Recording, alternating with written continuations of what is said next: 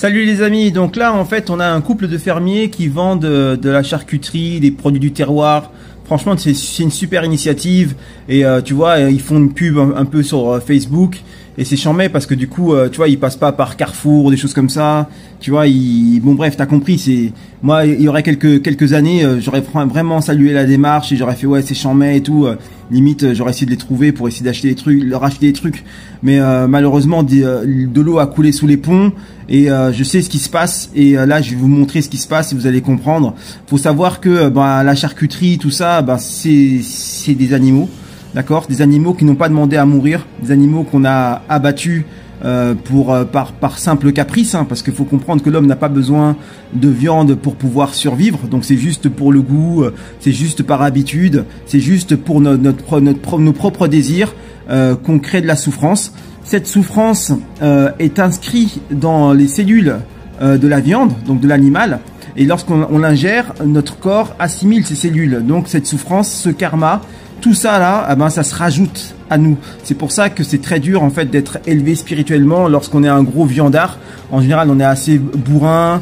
Il y a des gens qui sont même très agressifs parce que justement, ils deviennent un peu animaux. Plus tu vas manger des animaux et plus ton côté animal va ressurgir au détriment de ton côté divin. Donc c'est très nocif.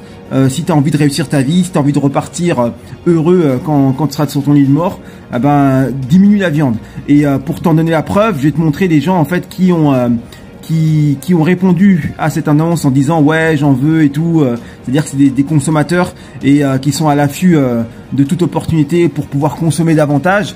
Je vais te montrer un peu comment ils sont et tu vas tout comprendre. Bon, voilà une personne qui a répondu dans les commentaires, qui était très intéressée, qui voulait en acheter.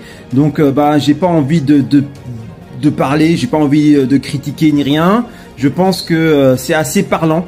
Voilà ce que ça fait de se vautrer dans la charcuterie, d'en manger à outrance. Ça fait ça. Donc ça c'est le premier. Bon, une charmante dame qui pareil est très intéressée, elle a mis un commentaire. Voilà. Est-ce que vous avez envie de devenir comme ça? Est-ce que vous avez envie de devenir comme ça?